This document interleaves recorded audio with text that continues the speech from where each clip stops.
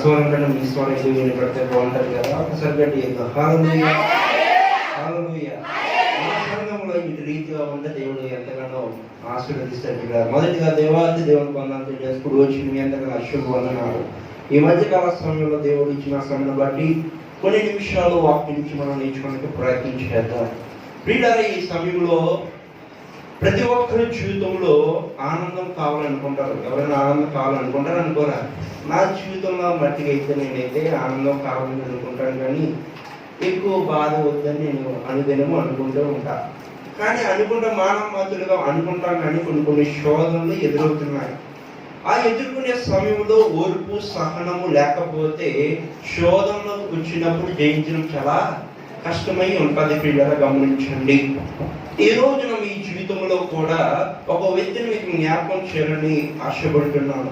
తన జీవితంలో శోధనలు వస్తున్నా, ఇబ్బందులు వస్తున్నా, కానీ ఏ రీతిగా దేవుడి పట్ల నమ్మకంగా ఉన్నాడో అలాగే మనము కూడా ఉండాలని ప్రభు సేవడి కింద నేను బయలుపరుస్తున్నా. బిడ్డరా, హబక్కూకు గ్రంథము 2వ అధ్యాయము 1 నుంచి 3 వచనాలు చదువుకుందాం. హబక్కూకు గ్రంథము 2వ అధ్యాయము 1 నుంచి 3 వచనాలు మనం చదువుకుందాం. బిడ్డరా,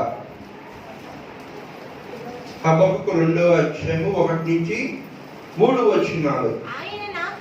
ఆయన నాకు ఏమి సెలవిచ్చునో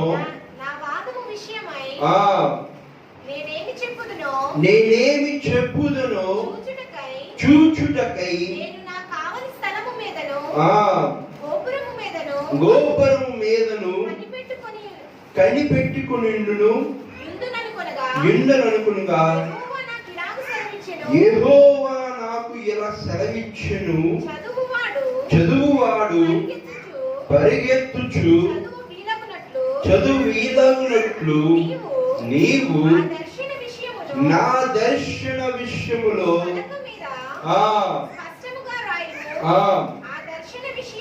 ఆ దర్శన విషయము నిర్ణయం కాలము జరుగును, సమాత్మకుకై ఆతురపడుచున్నాను, ఆతురపడుచున్నది, అది తప్పగా నెరవేరును, అది ఆలస్యముగా వచ్చును, దాని కొరకు కనిపెట్టుము, అది తప్పగా జరుగును, జాబు చేయక వచ్చును. చాలు ప్రియులరా. ప్రియులరా, ఇక్కడ 3 వచనాల్లో 3 అర్థాలు కనిపిస్తూ ఉన్నాయి. ఒక వచనంలో చూస్తే ఒక అద్దం కుండిన బాబు ఉంది, 2వ వచనంలో 2వ బాబు ఉంది, 3వ వచనంలో 3వ భాగముగా మనం వివరించగలుగుతున్నాం. ప్రియులరా, మొదటి భాగం ఏంటంటే ప్రియులరా, ఈ రోజున ప్రతి ఒక్క జీవితంలో శోధన కొని తెచ్చుకుంటున్నాం. ఈ రోజున ప్రతి ఒక్క శోధన కొని తెచ్చుకుంటున్నా అంటే కొని తెచ్చుకున్న దేంతో అంటే కరుణా వ్యాధి చేత ఎవడో చేస్తలేదు, కానీ వాడి దగ్గర ఎవరైతే కరుణ ఉందో వాడి దగ్గరికి వెళ్ళి మనం ఏం చేస్తున్నాం, నివాసం తెచ్చి ఆ కరుణా వ్యాధిని మనమే కొని తెచ్చుకుంటున్నాం. అలాగే శోధన కూడా మనం ఏం పొందుతుందంటే కొని తెచ్చుకుంటున్నాం. ఈ రోజున ప్రతి ఒక్క జీవితంలో శోధనలు ఎదురవుతున్నాయి. హబక్కూక్ అనగా చిన్న ప్రవక్త. మీలో పెద్ద ప్రవక్త ఉంటారు, చిన్న ప్రవక్తలు ఉంటారు. వీళ్ళ బైబిల్ గ్రంథంలో ఈ ప్రవక్తలో బహు చిన్న ప్రవక్త ఎవరంటే హబక్కూక్. ఎందుకు ఈ హబక్కూక్ ఎందుకు బైబిల్లో మెన్షన్ చేశారంటే, ఎందుకు బైబిల్లో ఉందంటే పిల్లరా, దేవుడిచ్చిన ప్రేరేపణతో రాసిన గ్రంథము. ఈరోజు చాలా మంది జీవితాల్లో ఎంతో మంది పోయేట్లు అవుతారు, ఎంతో మంది రకరకాలుగా ఏదో కవితలు రాస్తూ ఉంటారు. చాలా మంది కవితలు రాసిన వారు ఉంటారు. వాళ్ళందరూ ఏం చేస్తుంటే ఒక బుక్ రెడీ చేస్తారు. ఆ బుక్ ద్వారా ఏం పొందుతారంటే వారి జీవితంలో జరిగిన శోధనలు, వారి జీవితంలో జరిగిన ఆత్మీయ సంఘటనలు, వారి జీవితంలో జరిగిన ఏవైతే మేలులు ఉన్నాయో అవి బుక్ రూపంలో ఏం చేస్తారంటే రాస్తూ వస్తారు వీళ్ళరా. అలాగే హబక్కూక్ తన జీవితంలో ఏమి పొందాడో, ఏ మేలు పొందాడో, ఏ శోధన పొందాడో, ఏ ఇబ్బంది వచ్చిందో ఏమి తెలియజేశాడంటే హబక్కూకు తన గ్రంథంలో మెన్షన్ చేశాడు, రాస్తూ వచ్చినాడు. వీళ్ళరా ఈ రోజు మనము కూడా ఏమి చేస్తున్నామంటే పరిగెత్తుదాం అంటే పరిగెత్తలేకపోతున్నా చాలా మంది చూడండి. మన అందరికి ఒక పోటీ పెడతారని చెప్తే మీ అందరూ ఏం చేస్తారు, ఒక పోటీలో పాల్గొని వస్తారు. కొంతమంది ఎవరి పేరు, కొంతమంది మంచి పోటీలో పాల్గొంటారు, కొంతమంది ముసలివారు ఉన్నారు కాబట్టి ముసలివారి పోటీలో కొన్ని ఉంటాయి కదా. అలాంటి పోటీలో పాల్గొనండి అమ్మా అంటే ఎంతైతే సాధ్యం ఉందో, ఎంతైతే బలం ఉందో దానికి తగ్గట్టుగా మనం ఏం చేస్తాం, ఆ పనులలో ఏవైతే పోటీ ఉంటుందో ఆ పోటీలో మనం పాల్గొనగలుగుతాం. అలాగనే హబక్కూకు తన జీవితంలో ఈ శోధనలు వచ్చినా కానీ, ఇబ్బందులు వచ్చినా కానీ ఎవరికి మొరపెట్టాడంటే మొదటిగా దేవునికి మొరపెట్టాడు. దేవుని నామమున స్తుతిగా హల్లెలూయా. ఈ రోజు మనం కూడా మన జీవితంలో యేసు ప్రభు మొరపెట్టకపోతే ఏం కొలుతుందంటే శోధన కొని తెచ్చుకుంటున్నాం. చదివేవాడు ఏం చేస్తాడంటే 2వ వచనంలో ఏమన్నా, చదివేవాడు పరిగెత్తుతూ చదువు వీలగినట్టు చదువుతా ఉంటాడు. చాలా మంది చూడండి, చదివేవారు ఏం చేస్తారు, ఈనాటి దినములో 10th క్లాస్ పరీక్షలు రాయాలంటే ఈనాటి దినంలో పరీక్షలు లేవు కాబట్టి ఏదైతే ఎగ్జామ్స్ ఉంటాయో, యూనిట్ ఎగ్జామ్స్ ఉంటాయో, ఆఫర్లు ఉంటాయో అవే ఏం చేస్తారంటే 10th క్లాస్ మార్క్స్ చేసి ఇదే మీకు ఫైనల్ అని చెప్పేసి మార్క్ చేశారు. కానీ పూర్వదినంలో అయితే ఏం జరిగిందంటే పోటీ ఉంటది. ఎగ్జామ్ రాయాలంటే ఎన్నాళ్ళు చదివింది ఆ చదువుదంతా ఒక్క రోజుల్లో వారి సాంగత్య జీవితం అంతా ఆ ఒక్క రోజుల్లో పరీక్షలో తెలిసిపోతుంది. ఈ రోజు కూడా మీకు కూడా ఒక పరీక్ష పెడుతున్నాడు. ఈ మొదటి 6 రోజు నీకు కూడా ఒక పరీక్ష ఉంది. ఏంటంటే ఆత్మీయ జీవితంలో ఈ 2021 సంవత్సరం గతించబోతుంది. ఆ గతించబోయే లోపల ఈ పరీక్షలు నువ్వేం పొందాలంటే విజయం పొందాలి. దేవుని నామమున స్తోత్రం హల్లెలూయా. చదివేవాడు చదువుతాడు. నువ్వు విశ్వాసం ఉన్న నీ జీవితంలో నువ్వేం పొందాలంటే ఆత్మీయం ఉన్న నీ జీవితంలో గమగమగా ఎక్కడికి రావాలి, మందిరం రావాలి. ఈ 2వ ఏమైనా చదివేవాడు గబగబగా చదువుతా ఉంటాడు. మన ఆత్మీయ జీవితంలో చదవడం కాదు కానీ ఆత్మీయ జీవితంలో దేవుడు ఎలా భక్తిలో ఉండాలో, ఎలా విశ్వాసం ఉండాలో ఆ విషయాలు తెలుసుకుని మన ఆత్మీయ జీవితాన్ని కాపాడుకుంటూ రావాలి. ఈనాటి దినంలో చాలా మంది జీవితంలో ఏం పని తెచ్చుకున్నారంటే భక్తి స్థిరముగా ఉండలేదు. ఎందుకు ప్రార్థన కోసం తెలుస్తలేదు, ఎందుకు మందిరానికి వచ్చి కాలక్షేపం చేయాలి కదా, చేయకపోతే భాస్కర్ ఏమని అనుకుంటారేమో, లేదంటే విశ్వాసులు ఏమని అనుకుంటారేమో, లేదంటే బంధువులు ఏమని అనుకుంటారేమో అని చెప్పేసి ఏం చేస్తున్నారంటే మందిరానికి వచ్చిన చాలా మంది జీవితాల్లో దేవుడు అదే అడుగుతున్నాడు, నీ హృదయాన్ని అడుగుతున్నాడు. దేవుడు నాకు స్తోత్రం హల్లెలూయా. ఈ రోజు నీ హృదయం కూడా ఎన్ని పనులు చేయండి కానీ వ్యర్థము. ఈ రోజు అనేకమైన పనులు చేయండి. ఈ రోజున దేవునికి హృదయం ఇవ్వకపోతే ఇంటి పనులు చేసినా కానీ వ్యర్థం. ఈ రోజున భక్తి జీవితంలో, స్థిరమైన జీవితంలో లేకపోతున్నాం. ఒక్కసారి గమనించండి. చదివేవాడు ఎలా అయితే గబగబగా చదువుతాడో అలాగే నీ ఆత్మీయ జీవితంలో కూడా గబగబగా దేవుడు ఏవైతే నిన్ను ఎందుకు పుట్టించాడో దాని నిమిత్తం వరకు నువ్వేం చేయాలి, పోరాడపడాలి. ఈ రోజున అనేక మంది జీవితంలో ఎందుకు బ్రతికున్నానో తెలియని పరిస్థితుల్లో ఉన్నాం. ఎందుకు బ్రతికున్నాం, దేని కొరకు బ్రతికున్నాం. అనేక మంది మరణిస్తున్నారు. ఈ రోజు కూడా అనేక మంది మరణించారు. కానీ వారికన్నా నువ్వు గొప్పవాడివే కాదు, గొప్ప దానివే కాదు. కానీ ఎందుకు నియమించారంటే నీతో ఒక పని ఏర్పడింది.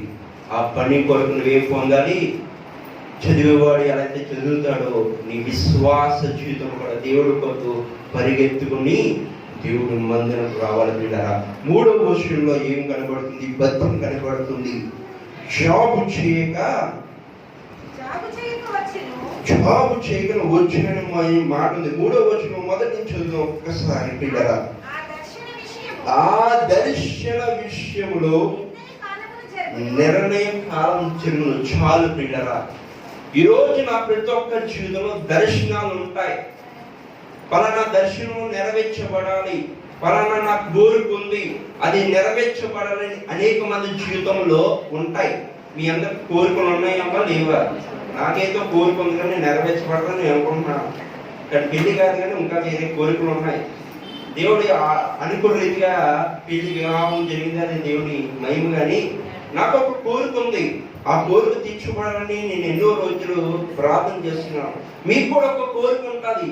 ఏమిటి ఆ కోరిక అంటే అది తీర్చబడాలంటే నిర్ణయం కాలం వచ్చే వరకు మనం ఏం చేయాలి, ఓపికతో ఉండాలి. ఈ రోజున నిర్ణయం కాలం వచ్చే వరకు కూడా ఏం పొందలేకపోతున్నాం. ఈ రోజు నా దగ్గర డబ్బు ఉంది, ఆ డబ్బు ఎలా ఖర్చు పెట్టాలని ఆలోచిస్తున్నా, కానీ ఈ డబ్బుకి ఇచ్చే విలువ నాకు ఇస్తలేదని ఒక్కసారి ఆలోచించలేకపోతున్నాం. ఈ రోజు నీ దగ్గర పక్కన డబ్బులు వేల రూపాయలు నీ జీవితంలో ఉంటే, ఎప్పుడు రాని వారు నీ జీవితంలోకి వచ్చి అమ్మ నీకే కాలో చెప్పి నేను కొని పెడతానని చెప్తారు, కానీ డబ్బు లేదనుకోండి ఏమంటారు, అమ్మ నువ్వెవరు, ఎందుకు వచ్చో, దేనికి వచ్చో అని అడిగే మనస్తత్వం ఉంటుంది. పిల్లరా గమనించండి, నిర్ణయము ఏ సమయంలో నెరవేర్చబడతాదో అప్పుడు వరకు మనం ఏం చేయాలి, జాబు చేయక పరిగెత్తాలి, దేవుని కొరకు పరిగెత్తాలి. దేవుని కొరకు అయ్యో ప్రభువా నేను ఈ దర్శనం కలిగి ఉన్నాను, ఈ దర్శనం నెరవేర్చబడాలి ప్రభు అని మనం ఏం చేయాలంటే పరిగెత్తి దేవుని సన్నిధిలోకి వచ్చి ప్రార్థన చేస్తే ఏమవుతుంది, ఆ కాలము నెరవేర్చబడుతుంది. ఒక ఉపమానం చెప్తాను గమనించండి పిల్లలు, మీకు తెలిసే ఉండొచ్చు ఈ ఉపమానము. ఒక పేద రాజు తన జీవితంలో ఏమీ లేని పరిస్థితిలో మందిరకు వచ్చి ప్రార్థన చేసింది. పిల్లరా ప్రార్థన చేయగా తన ప్రార్థనను దేవుడు ఏం చేశాడంటే ఆలకించే వచ్చాడు. పిల్లరా దైవజనులు చెప్పింది, పాస్టర్ గారు నాకేమీ లేదండి, ఎంతగానో వెనకలో చూసుకుంటే ఎన్నో అప్పులు ఉన్నాయి, ఎన్నో బాధలు ఉన్నాయి, అవన్నీ తీర్చబడిలాగా ప్రార్థన చేయండి పాస్టర్ గారు అని చెబితే, ప్రతిరోజు పాస్టర్ గారు ప్రార్థన చేస్తూ ఉండేవారు. ఆమె ప్రతిరోజు ఆదివారము ఎన్ని గంటల ప్రార్థన అంటే దానికన్నా ముందు వచ్చేసి అయ్యో ప్రభువా నీ ప్రార్థన ఆలోచించి నాకు జవాబు ప్రభు అని ప్రార్థన చేస్తే ఆమె జీవితంలో గొప్ప కార్యం జరిగింది. ఏం జరిగిందంటే ఆవులు ఇచ్చాడు, 2 ఆవులు ఇచ్చాడు. ఆ 2 ఆవుల ద్వారా ఏమైందంటే బాగా బాగా బాగా ఆవులతో పడిపోయి పాలు తీయడము, అది తీయడము, అలాగా అలాగా అలాగా అలాగా ఏమైపోయిందంటే తన జీవితంలో ఆవులతోనే సరిపోయింది. పిల్లరా ఆయన పాస్టర్ అడిగారు, కొన్ని రోజులైంది, 2 క్షణాలైంది, అమ్మ ఎందుకు మందిరం రావట్లేదని చెప్పేసి గృహ దర్శనకి వెళ్తే అడుగుతున్నారు, పాస్టర్ గారు రావాలని ఉంది కానీ ఈ గేదె నన్ను రాణిస్తలేదని అని చెబుతుంది. ఏం చెబుతుంది, రాణిస్తలేదండి. ఎందుకు, ఎప్పుడు చూసినా అది పాలు పిస్తుంది, అదే ఎప్పుడు చూసినా పేడేస్తుంది, ఎప్పుడు వస్తా ఉంటాడు అప్పుడే పేడేస్తుంది పాస్టర్ అని చెప్తుంది. అలాంటి పరిస్థితులు ఉన్నాయి. ఇచ్చినప్పుడు వాడుకోవడం తెలియదు, కానీ లేనప్పుడు అయ్యో ప్రభు అని అడుగుతున్నా, కానీ ఇలాంటి పరిస్థితులు ఉన్నాయి. నిర్ణయం కాలం వచ్చే వరకు ఆగలేకపోతున్నాం. ఈ రోజు నాకు జరిగిపోయి ప్రభువా ఈ రోజు నాకు గొప్ప కార్యం చేస్తే, ఈ రోజు మారు మనసు పొంది నీలో రక్షణగా నేను ఉంటాను ప్రభు అంటున్నాను, కానీ నిమిషంలో మారిపోతుంది బతుకు, నిమిషంలో మారిపోతుంది. చాలా మంది సినిమా యాక్టర్స్ ఏం చేస్తుంటే నిమిషంలో నవ్వు రప్పిస్తారు, నిమిషంలో ఏడు రప్పిస్తారు. అలాగే బ్రతుకైపోయింది ఈ రోజు కూడా. హబక్కుకు ఎందుకు చెప్తున్నాడంటే నిర్ణయం కాలం వచ్చే వరకు మనం ఏం చేయాలి, ఓర్పుతో ఉండాలి. ప్రియులారా గమనించండి, ఈరోజు నీ జీవితంలో శోధనలు ఉన్నాయా, ఇబ్బందులు ఉన్నాయా? అయితే ఒక్కసారి గమనించండి, హబక్కుకు తన జీవితంలో నిర్ణయం కాలం వరకు వచ్చే వరకు ఆగాడు. ఈరోజు నీ జీవితంలో దేవుని కొరకు ఏమి చేయాలనుకున్నాడో దాని కొరకు పోరాడి నువ్వు ప్రార్థన చేస్తే గొప్ప కార్యం చేస్తే అదే హబక్కుకు గ్రంథము 1వ అధ్యాయము 15వ వచనంలో మంచి మాట ఉంటుంది. ప్రియులారా వాడు ఎల్లప్పుడూ తన వలలో నుండి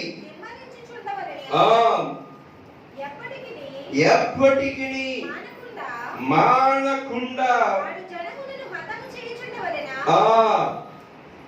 చాలు. ప్రియులరా ఇక్కడ ఏమి చూపుతుందంటే ప్రియులరా, ఇక్కడ అందరూ మనకు తెలిసిన విషయాలు జాగ్రత్తగా చెప్తాను గమనించండి. వలలు అనగా మన జీవితంలో అందరూ తెలిసిందే. ఒక ఉపమానం బాగా చెప్తాను గమనించండి. అందరూ ఉప్పడగలుగుతారు, అందరూ ఉప్పడగలుగుతారా?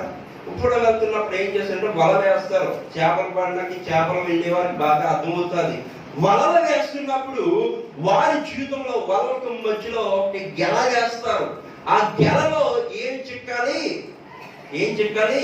మనుషులు చిక్కాలా, చేప చిక్కాలా? చేప చిక్కాలి. ఆ చేప చిక్కుతేనే వాడి పూటకి ఆహారం వస్తుంది అని చెప్పేసి ఏం చేస్తాడు, గెల వేస్తాడు. దానికి వాడి గెలలో పెడతాడు. విన్నరా ఆ గెల చూస్తే ఆ చేపకి తెలీదు, ఏమి తెలియదంటే నేను నష్టపోతున్నాను, నేను ఒక మోసగాడి చేత నేను నష్టపోతున్నానే దానికి తెలియదు. అది చూస్తుంటే గెల చూస్తుంటే అది ఏమవుతుందంటే మధురంగా ఉంటది. అది చూస్తే ఎంతో ఆకర్షణంగా ఉంటది. ఆ ఆకర్షణ చూసి ఏం చేస్తుందంటే అమాంతంగా తన నోరుని ఏం చేస్తుంది, ఆ గెలలో పెడుతుంది. వెంటనే ఆ గెలలో చిక్కుపోతుంది. ఎంత ప్రయత్నిస్తుంది రాదు. వాడు తీసిన వరకు ఆ గెలలో ఏమవుతుందంటే చిక్కుపోయి రాదు ప్రియులారా. అలాగే మన ఆత్మీయ జీవితం కూడా ఏం చేస్తుందంటే సాతాను గారు వేసే వలలో మనం ఏమవుతుందంటే చిక్కుపోయి మనం ఏం చేస్తుందంటే దాని నుంచి మనం ఏం చేయలేకపోతుంటే బయటికి రాలేకపోతున్నాం. సినిమా యాక్టింగ్ వేస్తున్నారు, రకరకాల ప్రోగ్రాంలు అని చెప్తున్నారు, రకరకాల యాక్షన్స్ ఉన్నాయి, రకరకాల డ్యాన్సులు ఉన్నాయి, రకరకాల పార్టీలు చేస్తున్నాం అని చెప్పేసి దాంట్లో మునిగిపోయి మనం ఏం చేస్తుంటే సాతాను గారు గెలలో వేస్తూ వస్తున్నాడు. ఎక్కడ చూసిన గెలయే, గెల గెల గెల అనుకుంటే వీళ్ళ ఎక్కడ ఏమి బంధులకు రావాల్సిన సమయంలో ఆ రోజు ఎప్పుడు రాని బంధువులు ఆ రోజు అమ్మా కొంచెం భోజనం పెడతారని అడుగుతారు. ఎప్పుడు రాని వాళ్ళు అమ్మ కొంచెం డ్రింక్ కూడా తాగి పెడతారని అంటారు. ఎప్పుడు రాని వాళ్ళు అమ్మ ఈ రోజు మీ ఇంటికాడ ఉండడానికి భోజనం చేసి వెళ్తాం అమ్మ అని చెప్తా ఉంటారు. ఇదంటే సాధారణ వాళ్ళలో మనం అంతా చిక్కుపోయి మన ఆత్మీయ జీవితాన్ని పోగొట్టుకుంటున్నాం. జాగ్రత్త.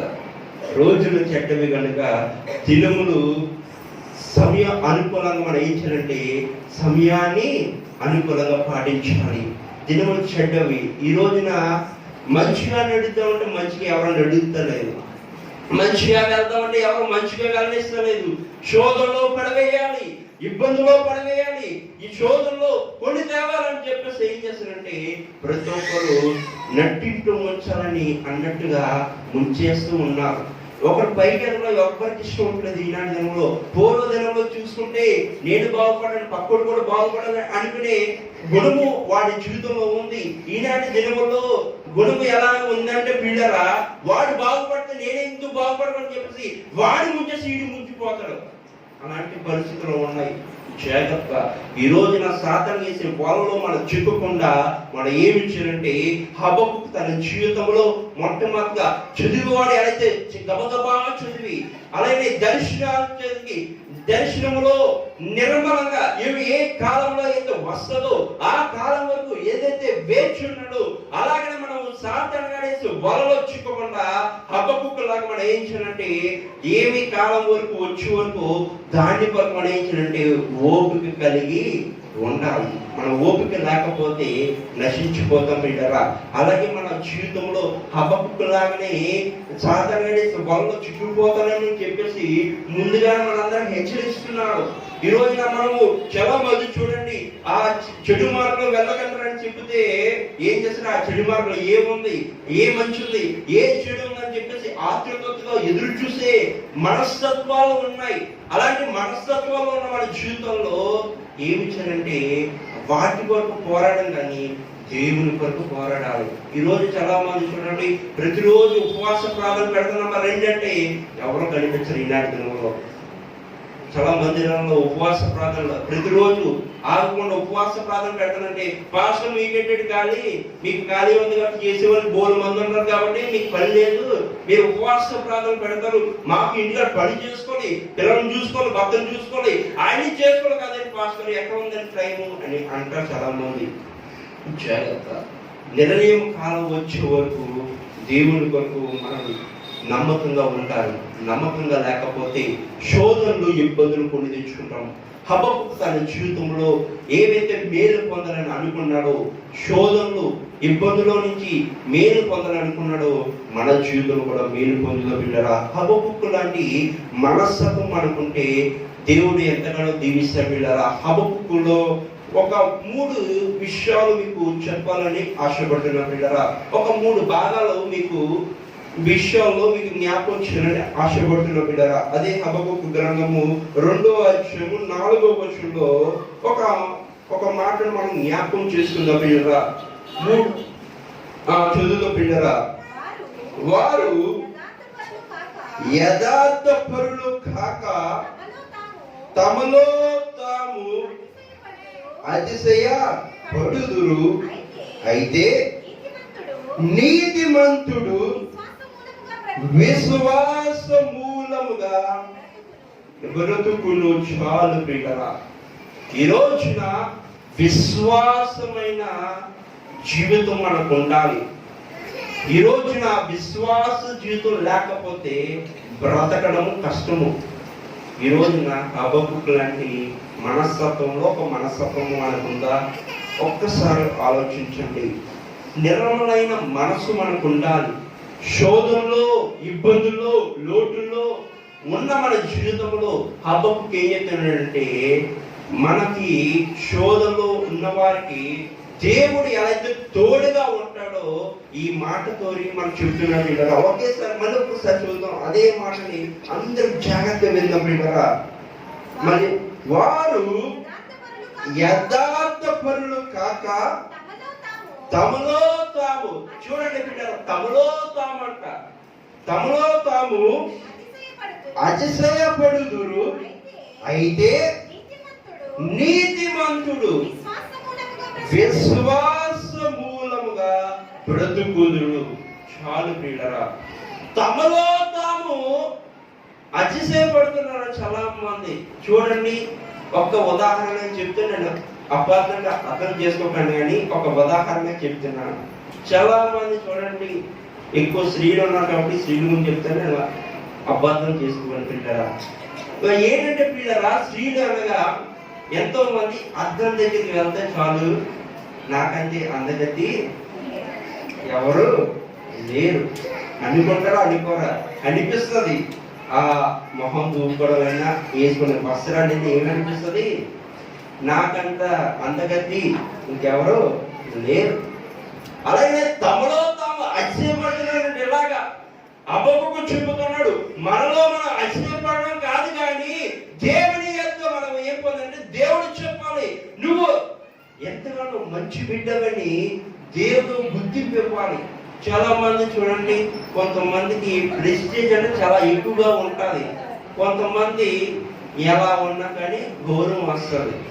అలాగే మన ఆత్మీయ జీవితం కూడా తమలో తాము అతిశయపడకుండా, ఈ రోజున నేను అందంగా ఉన్నానా, అందరూ నా గురించి మాట్లాడుకున్నారా, ఈ రోజు మందిరానికి వెళ్ళండి ఎవరు ఎక్కువ నా గురించి ఎక్కువ మాట్లాడుకున్నారా అని అనుకోవడం కాదు, కానీ దేవుని యందు మనం ఏం చేయాలంటే అతిశయపడాలంట. మనలో మనం అతిశయపడడం కాదు, కానీ దేవుని యందు మనం అతిశయపడాలి. అంటే ఈ రోజున మనలో మనం అతిశయపడాలంటే రోజులు సరిపోవు, నెలలు సరిపోవు. స్త్రీలకైతే ఇంకా వారాలే సరిపోవనుకో, మగవాళ్ళకైనా ఆడవాళ్ళకే గురించి కాదు, కానీ మగాళ్ళకైనా అంతే. ఎవరైతే స్టైల్గా రెడీ అయితే ఎంత బాగా చూశారని అంటాడు, కానీ అదంతా భూలోకంలో ఉన్న నాటకం. కానీ దేవుడు చెప్పాలి, దేవుడు ఎందుకు ఆశ్చర్యపడేవారు ఏమంటే నిత్యమైన బ్రతుకుదురు. ఈ రోజు బ్రతకాలన్నా, నీకు శ్వాస వచ్చిందన్నా, నీకు ఊపిరి వచ్చిందని ఎవరు ఇచ్చిందంటే నా ప్రభువైన యేసుక్రీస్తు. దేవుడు నాకు హల్లెలూయా. ఆ శ్వాస కొరకు నువ్వు ప్రార్థన చేయకుండా, నువ్వు ఇచ్చిందే ప్రభువా, నీ కొరకు పోరాడకుండా వేరే ఆటకు పోరాడతానని చెప్పేసి ఏం చేస్తున్నాం? అతిశయపడుతున్నాం. ఈ రోజు అతిశయం అన్ని జీవితంలో ఉంటది, కానీ మనం దేవుని యందు అతిశయపడాలి, దేవుని యందు నమ్మకంగా ఉండాలి, దేవుని యందు భయభక్తులకి విశ్వాసం ఉంటే దేవుడు తన జీవితంలో గొప్ప కార్యం చేస్తారు. బిడ్డారా, సమయం లేదు కాదు కాబట్టి ముందుగా మరొక మాటలకు వెళ్తాం. యోబు గ్రంథం 1వ అధ్యాయం 1వ వచనం ప్రియులరా, యోబు గ్రంథము 1వ అధ్యాయం 1వ వచనం ప్రియులరా, ఊజు దేశమునందు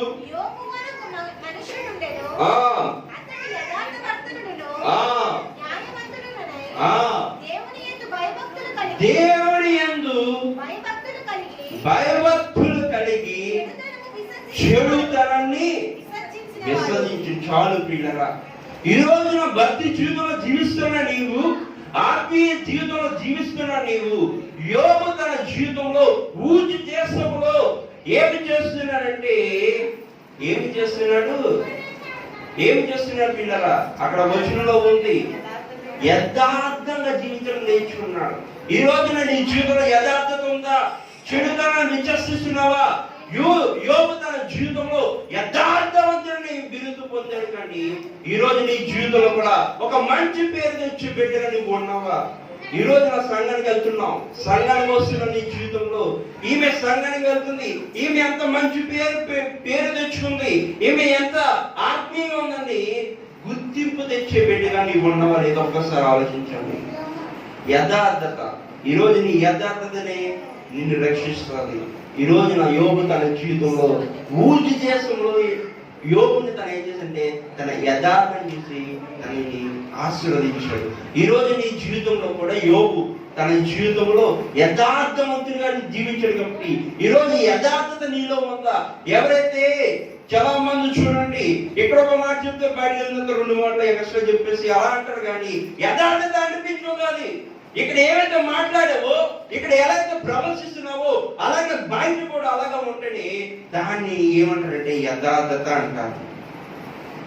బయటికి వెళ్తుంటే రకరకాల మాటలు మాట్లాడుకొని మందిరంకి వచ్చిన తర్వాత దేవా నువ్వు తప్ప నాకు ఇంకెవరు ఎవరు లేరు ప్రభా అని మొదలుపెడితే దాన్ని యథార్థత అంటారు. కానీ నీ మూర్ఖత్వమే నిన్ను నాశనానికి నెట్టేస్తుందని చెప్తున్నాను కదా. ఒకరోజు సక్కడి జరిగింది, జాగ్రత్త చెప్తాను గమనించండి.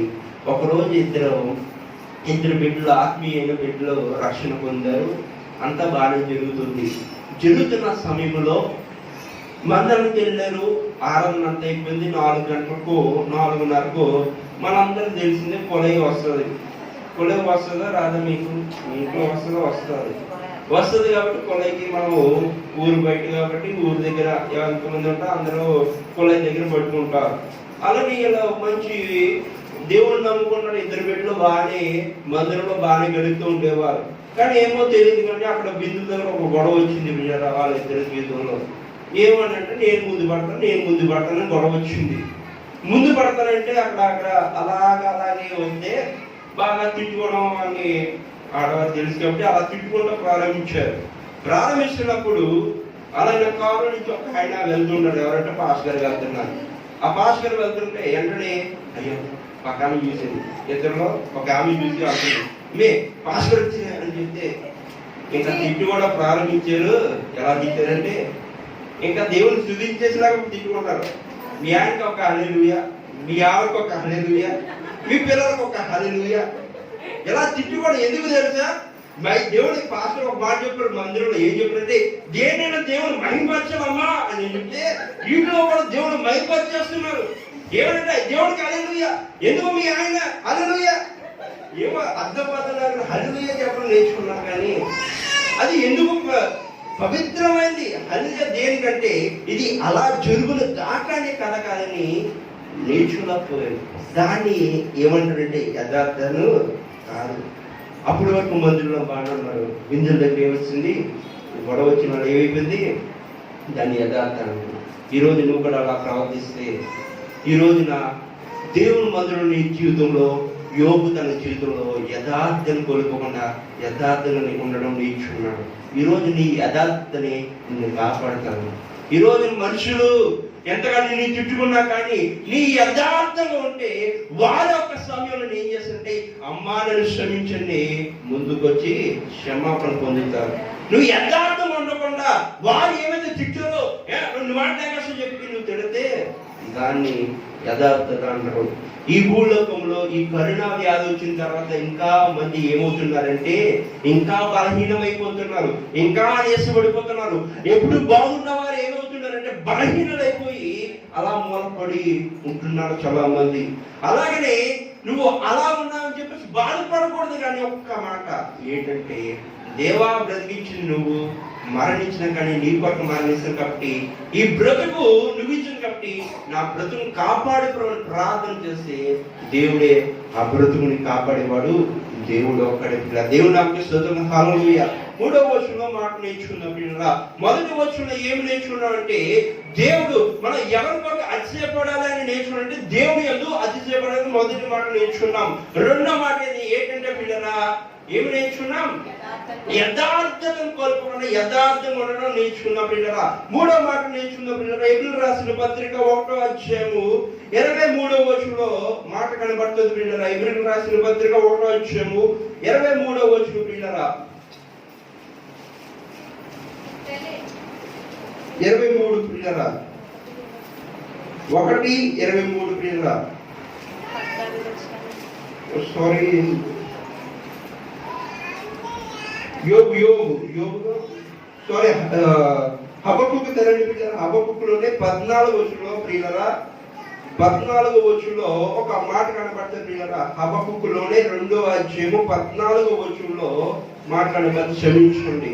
హబక్కులోనే 14వ వచనంలో ప్రియులారా, ఏలయనగా సముద్రము స్థలములతో జలములతో నిండి ఉన్నట్టు భూమి యెహోవా మహాత్యమును గూర్చిన జ్ఞానముతో నిండి ఉండును. ఈ రోజున 3వ మాట ఏం నేర్చుకుంటే జ్ఞానంతో మనం ఉండాలి. ఈరోజు జ్ఞానం మనం ఏం చేస్తుంటే కాపాడుతుంది.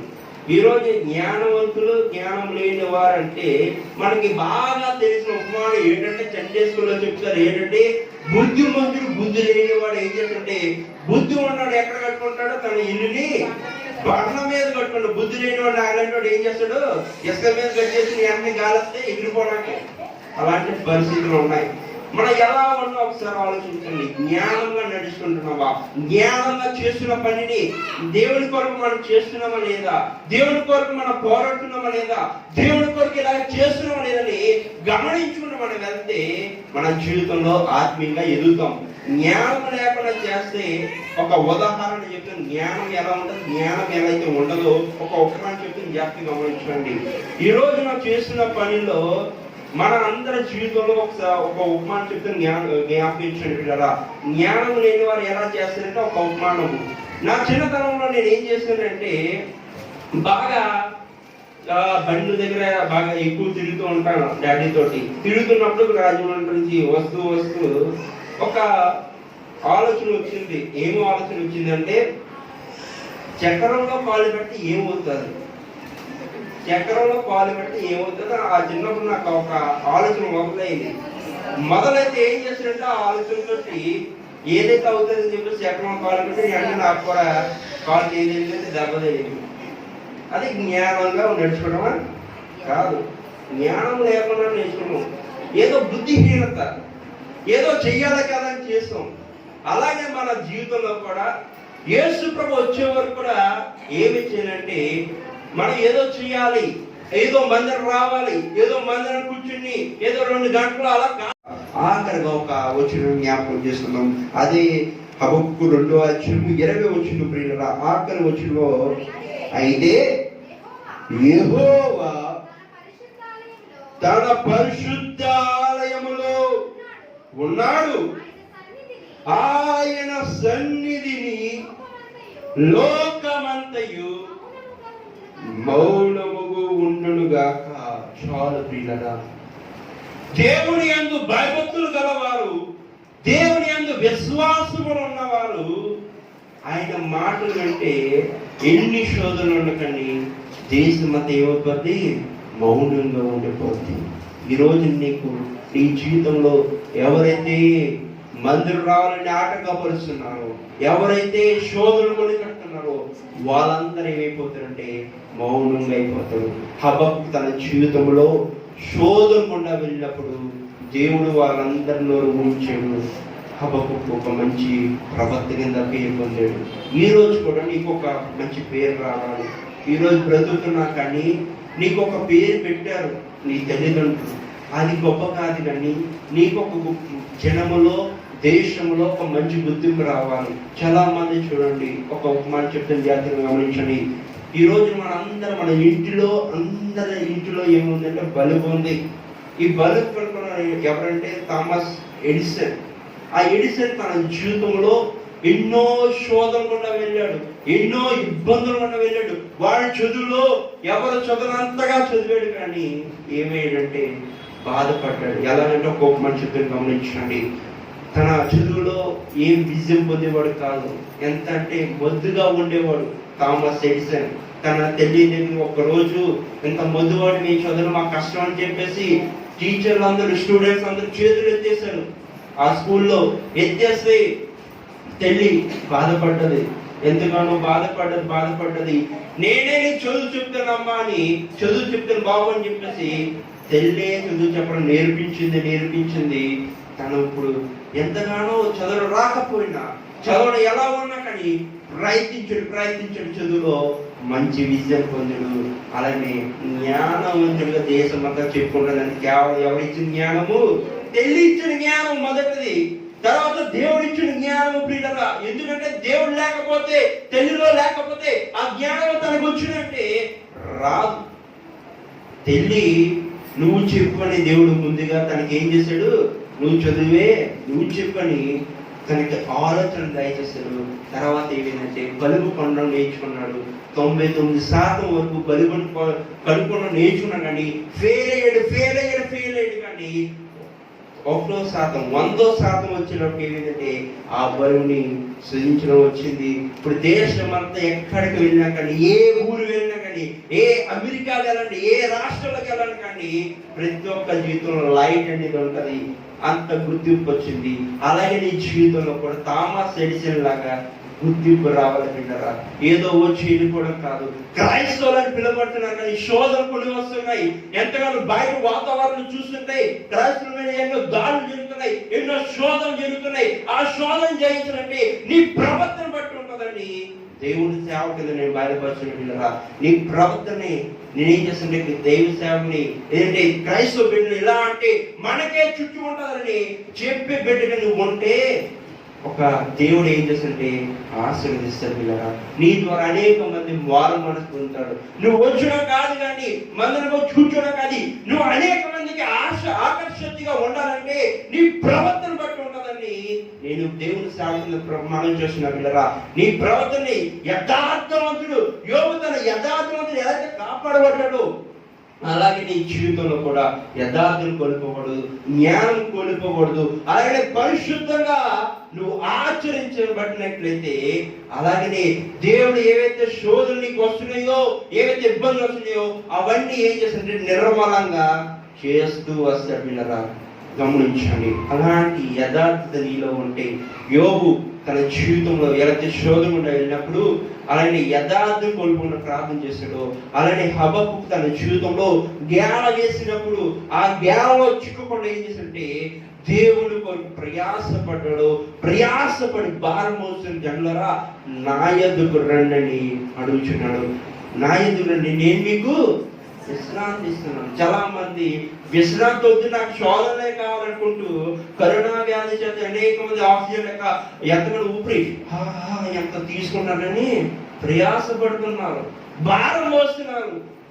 ఆ భారం మోయకుండా దేవుడు ఏమంటున్నాడంటే నా యొద్దకు రండి అంటున్నాడు. కానీ కాలపోయాం. అందుకే అనేక మంది మరణించారు. వారికంటే నువ్వు గొప్పవాడు కాదు కానీ, వారికంటే నీకు ఎంతో ధనం ఉందని కాదు కానీ, వారిలో ఒక ప్రత్యేకమైన బిడ్డ కాబట్టి ఆ ప్రత్యేకతను కోల్పోకుండా వేసినంటే వారు మనసు కలిగి ప్రార్థన చేస్తే హబక్కు లాంటి మనసుతో నీలో వస్తుంది. ఒక్క నిమిషం మోకరించి ప్రార్థన చేద్దామా? హబక్కు తన జీవితంలో శోధకుండా వెళ్ళినప్పుడు, ఇబ్బందికుండా వెళ్ళినప్పుడు దేవునికి ఎలాగైతే మొరపెట్టాడో, ఎలాగైతే దేవుని యందు విశ్వాసము కలిగి ప్రార్థన చేశాడో, ఈ రోజు నీ జీవితంలో కూడా ప్రార్థన చేస్తున్నావా? ఒక్కసారి ప్రియులరా, దేవుడి యందు భయభక్తులు కలిగి ఉండకపోతే, దేవుడి యందు నమ్మకంగా లేకపోతే ఎన్నో శోధనలు కొని తెచ్చుకుంటాం, ఎన్నో ఇబ్బందులు కొని తెచ్చుకుంటాం. ప్రియులరా, ఒక్కసారి నువ్వు చేస్తున్న ప్రార్థన దేవుడు ఆలకిస్తున్నాడు. ఈ రోజున పలానా బాధ ఉంది ప్రభువా, పలానా ఇబ్బంది ఉంది ప్రభువా, తీర్చు ప్రభుని ఒక్కసారి కన్నీటి ప్రార్థన చేద్దామా?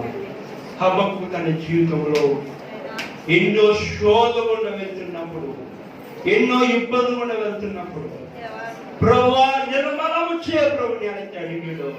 ఈ రోజు కూడా నువ్వు కూడా దేవుని యందు నమ్మకంగా ఉండి, నాకు ఫలాన్ని కావాలి ప్రభువా, అలాగే ప్రభు నాకు ఇది లేదు ప్రభు, నాకు ఇది కావాలి ప్రభు అని ప్రార్థించే ప్రభు.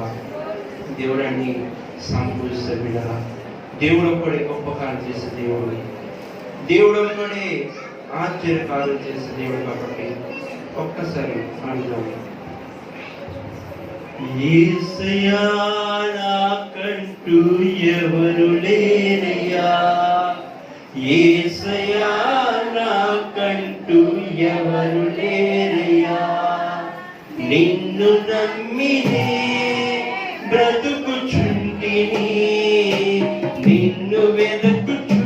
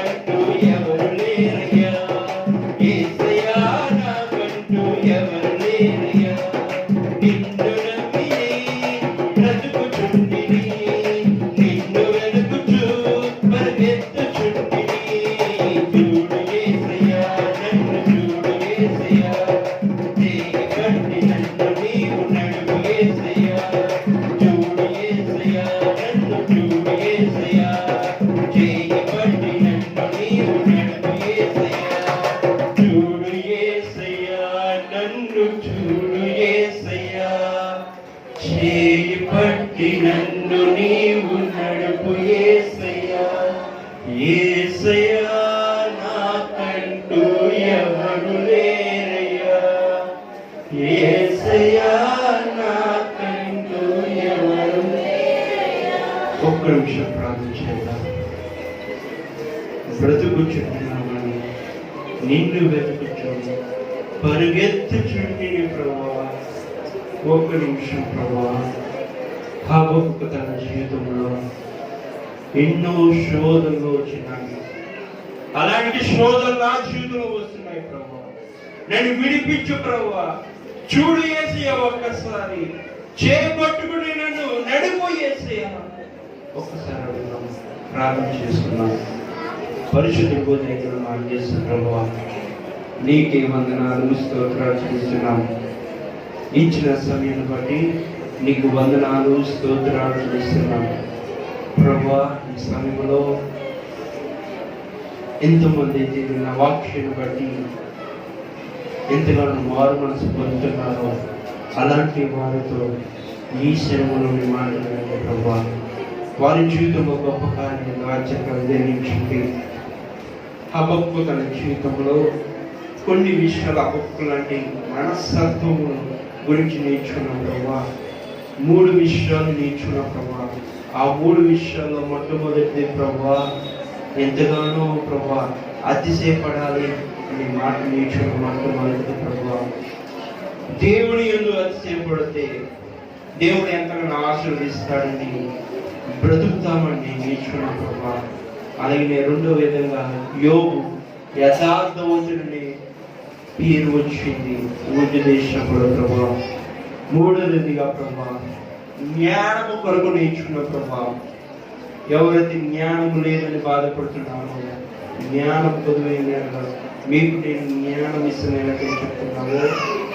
వారందరి జీవితంలో గొప్ప కార్యం చేసిన విన్న ఈ మాటలు బట్టి ప్రభా, వారి ఆత్మీయ జీవితం ప్రభా దినచారిపోకుండా ఇంకను ప్రభా ఆత్మీయ జీవితంలో ప్రభా పెంపొందిలాగా ప్రభా సహాయముదాయక నడిపించండి ప్రభా.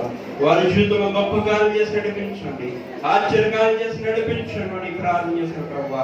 ఈ రోజు విన్న వాక్యం బట్టి వారి జీవితంలో అలాగనే ప్రభా ఆ 3 విన్న మాటల్లో ప్రభా ఆ రీతిగా నడుచుకున్నట్టు ప్రభా సహాయము దయచేసి నడిపించండి. చూడు యేసయ్యా, ఒక్కసారి ఏవైతే బాధలు ఉన్నాయో ఒకసారి చూడు ప్రభా, ఏవైతే కష్టాలు ఉన్నాయో ప్రభా చూడు ప్రభా. వారిని చేపట్టుకుని ప్రభా జీవిత కాలం అంత వరకు ప్రభా వారికి తోడుగా నేను నడిపించండి. పనిలో ఎన్నో ప్రయాణాలు చేస్తున్నారు, పనిలో ఎంతగానో విజయం రావాలని అనుకుంటున్నారు, ఆ పనిలో విజయం లేదని బాధపడుతున్నారేమో ప్రభా. అలాగే చదివే వారికి చదువులో విజయం లేదని బాధపడుతున్నారేమో ప్రభా. అలాగే పనులు చేసే వారికి పనిలో విజయం లేదు, అలాగే పేదల పనులు వెళ్తున్నారు, ఆ పనిలో ఎంతగానో ధనం లేదని బాధపడుతున్నారేమో. అలాంటి వారితో ఈ రోజు మాట్లాడి ప్రభా వారు ఏవైతే సమస్యలు ప్రార్థన చేస్తున్నారో ఆ ప్రార్థనలు తగిన ఫలము ప్రతి ఒక్కరికి దయచేసి నడిపించుకుంటూ యేసుక్రీస్తు నామములో ప్రార్థిస్తున్న మా ప్రియ పరలోకమైన తండ్రి ఆమేన్. ఆమేన్. ప్రియులారా, మీ అందరికీ నా హృదయపూర్వక వందనాలు. ఈ సమయంలో ప్రియులారా